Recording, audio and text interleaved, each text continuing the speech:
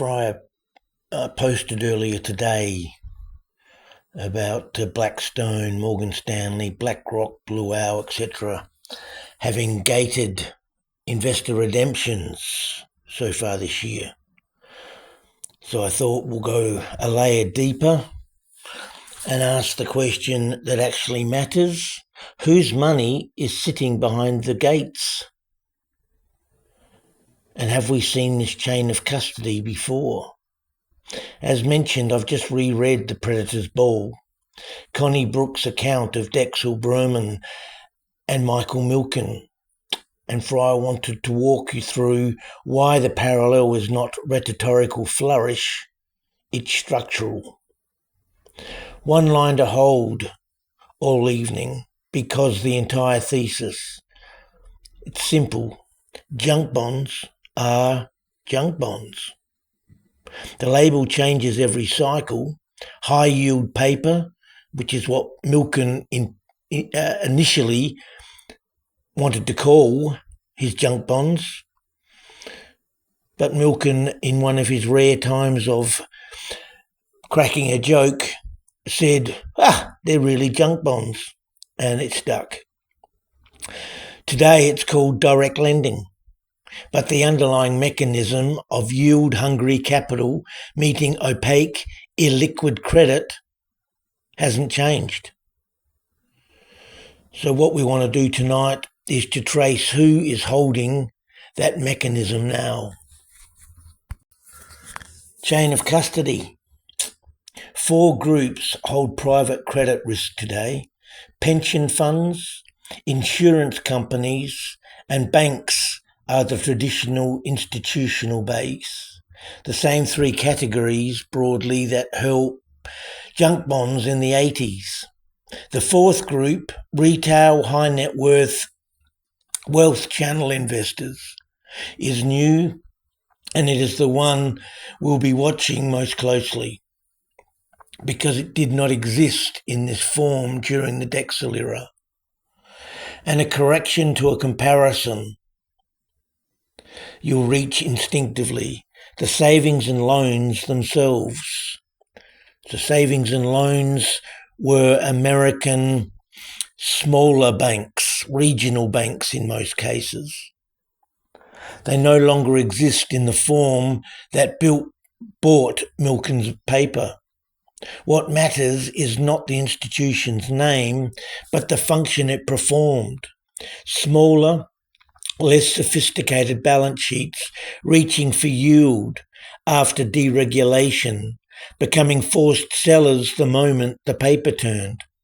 That function has been inherited by regional banks providing leverage lines, and by retail wealth channels buying the product directly. The S&L is gone. The role it played for the ecosystem is very much still being cast. Pension funds are the single largest limited partner category in private credit. Private sector pensions, around 19% of allocations. Public pensions, another 11%, having roughly doubled their allocation as a share of assets since 2020. The rationale is textbook. 20 to 30-year liabilities matched against illiquid loans. That is sound portfolio theory. In the illiquidity premium is genuine compensation for locking up capital. It stops being sound the moment the premium is actually compensation for credit risk nobody has priced honestly. Now the part Fryer wants to explain. Apollo owns Athene. KKR owns Global Atlantic. These are not arm's length limited partners choosing to allocate to a manager's fund. These are general partners who also own the insurance company writing the check, funded by policyholder premiums. When the sponsor's own paper is what the captive insurer is buying, ask yourself whose interest is actually setting the price. This is, in my view, the single most under-discussed structural risk in the entire private credit complex. And it has a direct echo in the 80s, where DREXEL effectively made its own secondary market in the bonds that it originated. Sovereign wealth funds and endowments round out the traditional base, and they are conspicuously absent from the headlines about gating, for good reason. Most have no periodic redemption mechanism at all. Gramercy put it well back in March. Where there is no redemption window, there is no gate risk. That is not luck, it is structure. 94% of institutional investors now hold private credit in some form, according to last year's Nuveen survey. This is fully mainstream allocation, not a niche corner of somebody's book any longer. New chain. Banks never actually left middle market lending after 2008 GFC. They moved behind the curtain. Rather than lending directly to the borrower, they lend to the funds and BDCs that lend to the borrower. Moody's put total bank credit to private credit vehicles at close to $300 billion as of last October 2025. Deutsche Bank disclosed $30 billion of exposure in March, and its share price fell on the disclosure alone. Wells Fargo flagged that 17% of its $36 billion corporate debt book carries software exposure, the same sector everyone in this space is now nervous about. And here is the sentence Fryer keeps returning to.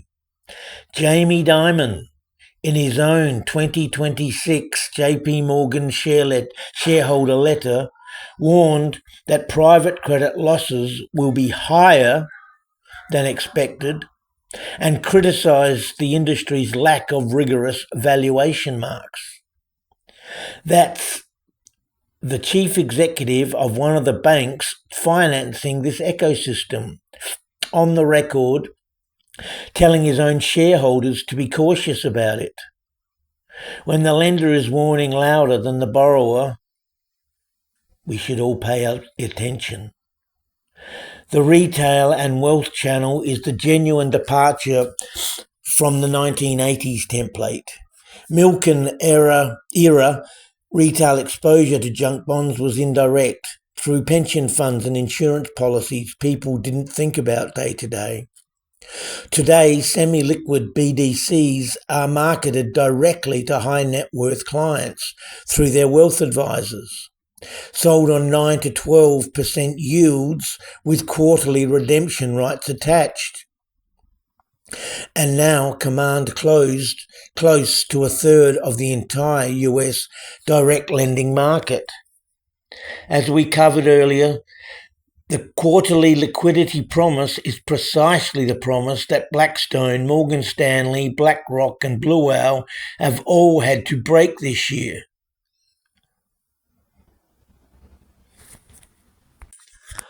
$19.89 versus $20.26 side by side. So let's have a look. The product changes. Publicly traded high-yield bonds then, privately held and self-marked direct loans now. But notice how little else does. The core buyers, savings and loans freed to chase yield by the Garn-St. Germain deregulation of 1982. Insurers and pensions. Then, pensions, captive insurers, banks standing one step removed, and now retail today. The real yield reach driver, deregulation opening a new hunting ground for one generation, a decade plus of near zero interest rates followed by higher for longer for this one. Different mechanism, same behavioural output. Valuation opacity is where the parallel gets uncomfortable. DREXEL made its own market in the bonds it originated, so price discovery ran through the same desk that was selling the bonds. Private credit today has no secondary market at all. Funds marked their own asset value, typically with a 60 to 90-day lag against what the public credit spreads are already saying. And the liquidity mismatch is structurally identical. S&Ls funded long-dated bonds with short-term deposits. Today, semi-liquid funds promise quarterly exits on loans that take years to work out. That mismatch is precisely what a bank run and a redemption gate both expose. Different words for the same underlying problem.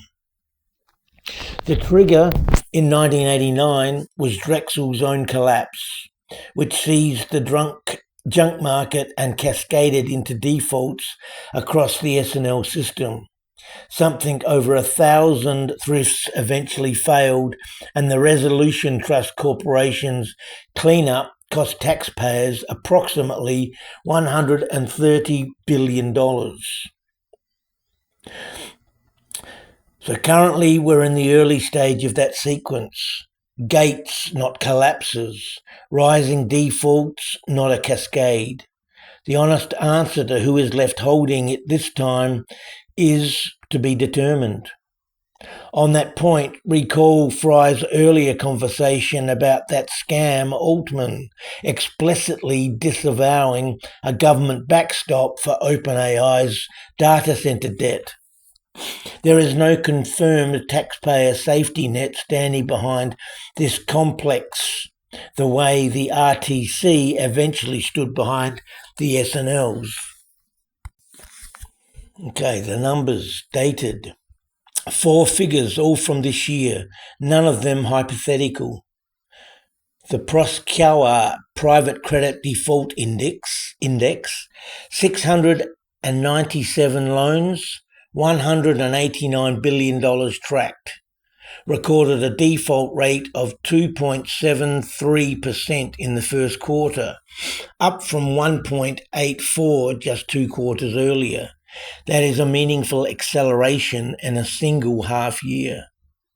Reuters found that 53 publicly traded BDCs, 28 posted a loss in the first quarter.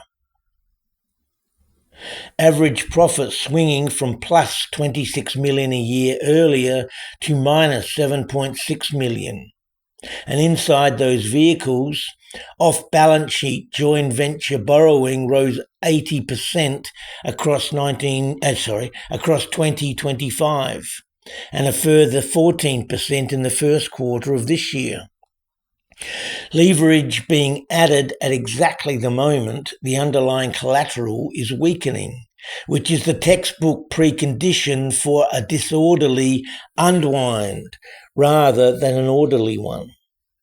And as of the 2nd of July, Bloomberg reported some $14 billion trapped behind redemption gates industry-wide, with managers themselves now acknowledging the wave is unlikely to abate swiftly. Okay, contained versus the beginning. So to be fair, Fryer will present the other side of the argument. The containment case has real substance. The Fed's own financial stability report in May called redemption risk limited and manageable. The Bank Policy Institute's own stress test found that under severely adverse conditions, no BDCs default on their debt, only about 10% deleveraging, with creditors well protected by equity cushions. And the raw scale argument holds. Private credit's roughly $450 billion in BDC assets is a fraction of the $1.5 trillion in subprime exposure that triggered the global financial crisis. And regulated leverage is capped at 2 times versus sometimes up to 30 times pre-2008. However, set against that Jamie Dimon's warning of losses higher than expected. Jeffrey Gundlach at Double Line calling private credit the top candidate to start the next financial crisis. Bank of America's own credit strategy desk describing it as the lowest quality asset class across their entire leveraged finance universe. And Morningstar's Gregory Warren calling the gating episode a warning sign for regulators about the downside of illiquid funds sold to retail investors. So consider, when your own financiers and analysts are this split, the honest position is not to pick a side prematurely. It is to keep watching the indicators on the previous slide. Structural familiarity, not systematic certainty. History does not repeat, as the saying nearly goes. It rhymes. The 1980s did not require a classic bank run to hollow out the savings and loan system. It required deregulated institutions reaching for yield on paper nobody was pricing honestly. Sustained right up until the paper met a rate cycle it could not survive. The names have changed, DREXEL to Blue Owl, thrifts to BDCs, and captive insurers. But Fryer doesn't believe the mechanism has changed.